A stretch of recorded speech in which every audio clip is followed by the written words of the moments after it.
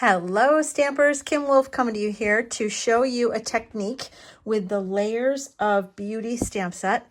And I hope it's going to be pretty cool. So here's the Layers stamp set. Layers of Beauty stamp set. I've already pulled out the stamp. I am a close to my heart representative maker that has transferred over to Stampin' Up. So I'm still buying all the stuff. So I'm going to be using a very old Hollyhock Pixie. And then I'm going to be using the new, to me, Crumb Cake and Mossy Meadow. So let's just see how that all works together. And we are going to create a card. So I'm going to stamp on my piece here. I hope to get some Crumb Cake and some very light linen type color from Stampin' Up. But in the meantime, this is what I'm going to use. I'm going to be using my Crumb Cake ink to start with.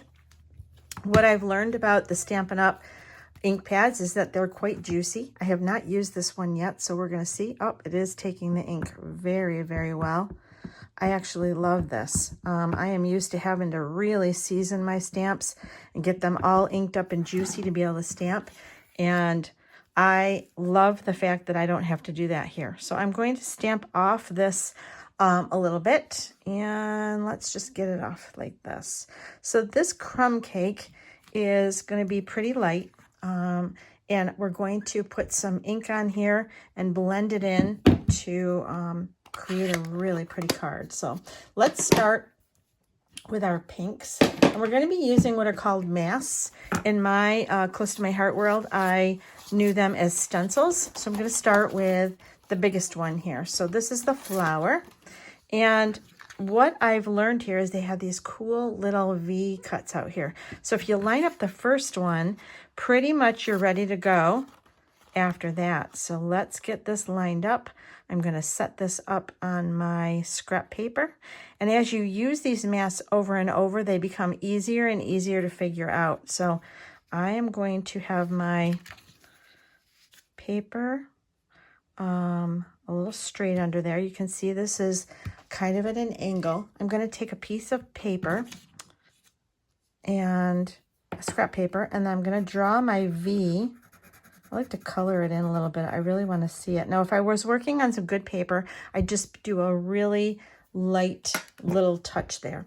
I'm going to take some washi tape, and I'm just going to do a really quick, and I'm going to use my washi tape over and over, just to hold it there a little bit.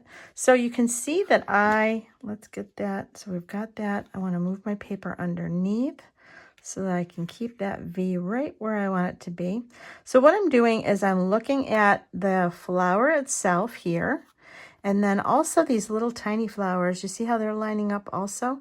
So you really got to kind of look at a few different places. And once you do, they really start to line up pretty easily. All right, so let's lay that down. I'm going to put a little bit of washi tape on here to hold it. I'm going to be starting with my lighter color. So I'm going to start with my Pixie, and I'm going to be using a blending brush.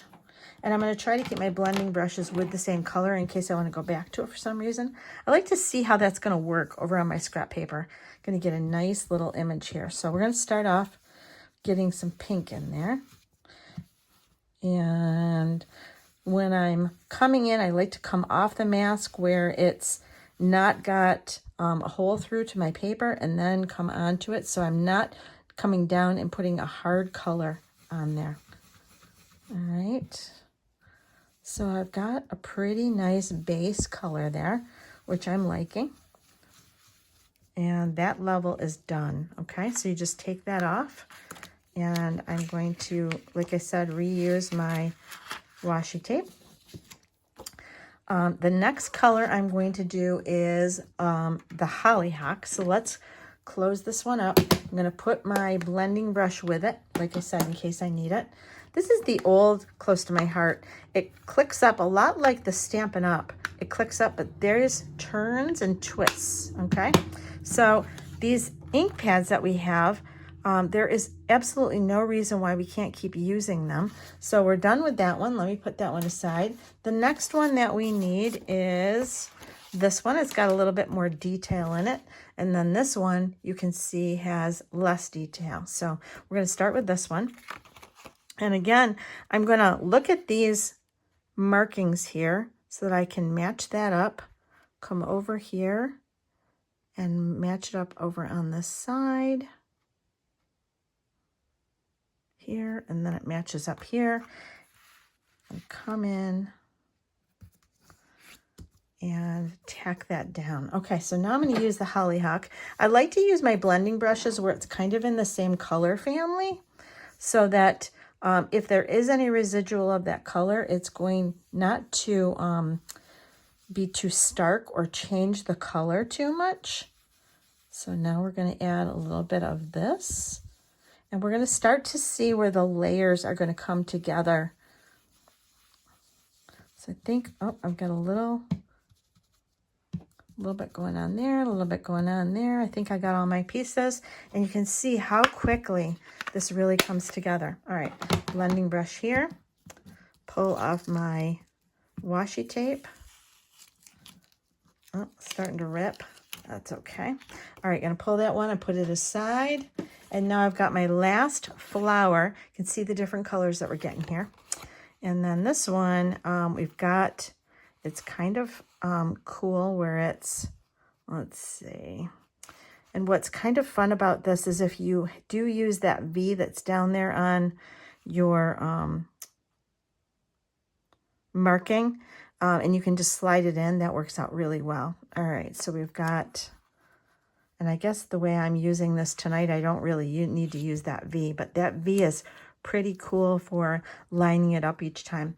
Now, actually what I'm going to be doing is taking the hollyhock, and I'm going to be doing a darker layer of that. So you don't have to have 3 different colors.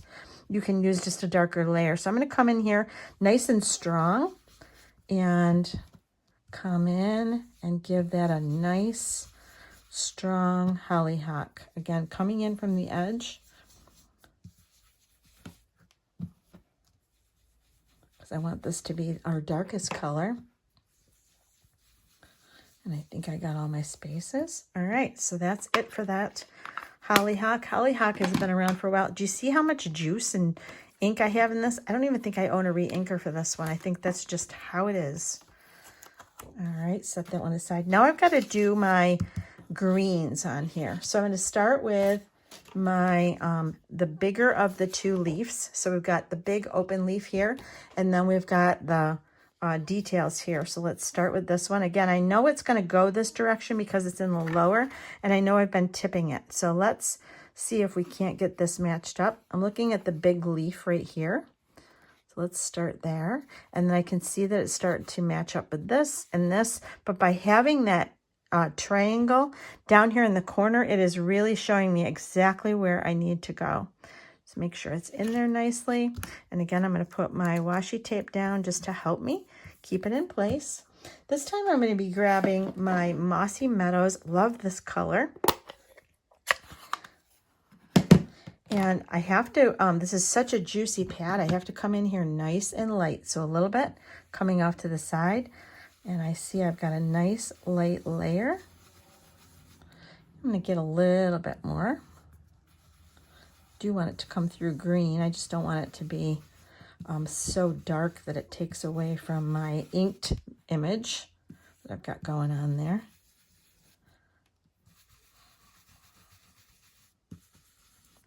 And if I take this off and I want to put it back on to do more, really easy to match back up. All right. Again, we've got a really nice layer of green. I'm going to be using this Mossy Meadow again. So let's get this lined up nicely. And I can see that, you know, as you keep doing this, they just come together. At first, it seems like it's, how am I going to figure that out? But you just do after you've done a few of them. Really start. Now, this one I'm going to go darker. So I'm going to come in strong off the edge. But I want to come in and I want to give it some nice green color. So you can see coming in off the edge here, but I'm giving it some nice green highlights. Coming back to my ink.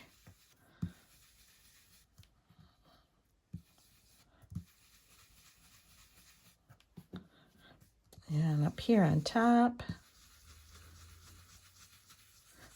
And it's good to come in light at first and then go back and do darker to make sure that that is what you want to do. Okay, so we've got that last one. All right, set that aside. Now this is something that I said I would show the group how to do. We've got a little bit more work after the masks are done. So let's set this aside with the blending brush. Now I'm going to bring back in my crumb cake, okay? And I did get a blending brush. And I do want to now what I'll call distress this. So I'm going to put some crumb cake on here. Again, I'm going to see how that's going to do. And I'm going to start to distress these edges. I'm going to give it some distressing right off the edge. I'm going to try not to go onto my flowers too much. I don't want to take away from that color, the beautiful color that I did. Let's turn this. Come in off the edge. And it might be a little bit darker and a little bit lighter on some areas, distressing this.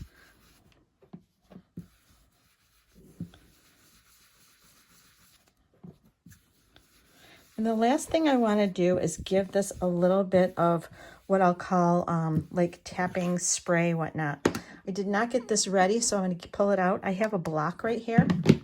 I'm going to put a little bit of ink on my block. Okay, that's kind of a lot of ink on my block. And then I'm going to grab one of my water brushes. So I've got water brushes on my desk, and that's got a little bit of water on it. So let's just put a little bit of water on that. Let's try it off, not on my good project first, but see. We're going to do a little bit of tapping. So I'm not getting a whole lot of color here. So let's see if we can get some color. There we go. We're getting some color now. All right. So I need to get a good amount of ink on here. And now I'm going to come here and I'm going to tap it. And I'm putting some of this color. It's more of a distressing type situation to make this. It almost gives it the look that it's a little bit older, doesn't it? And I can put some on my flowers too. And now we have just created the card that I showed. And when you're using a blending brush, or water brush, I do want to show you, squeeze it out and get rid of that. Make sure you've got a rag on your desk. I always have a rag nearby. Squeeze it out and make sure you get that color out of your brush. And then you're not going to get that on your next project. I'll wipe that off later over to the side. Let me get rid of my scrap paper, although it all dries pretty quickly. I'm going to close up my ink. I always end up setting something in the ink if I don't do that. And then I'm going to show you the final part of this. I can tell you one more thing that was done was a little bit of distress was added to the edges of this. You can do that with the residual that you've got on your paper. You can add more on here. And then what we're going to do is put this down, and then put this down, and then we can add a message to our card. And we have just created the card that I showed on my page yesterday with a little bit different color, but exactly how the technique is done. There was a little bit of ribbon added to it, and the sentiment was added, but you can do that with stamps from your stash. So I hope you've learned something new today, and I hope you try out some of these techniques, and I hope you have a happy Tuesday. Bye.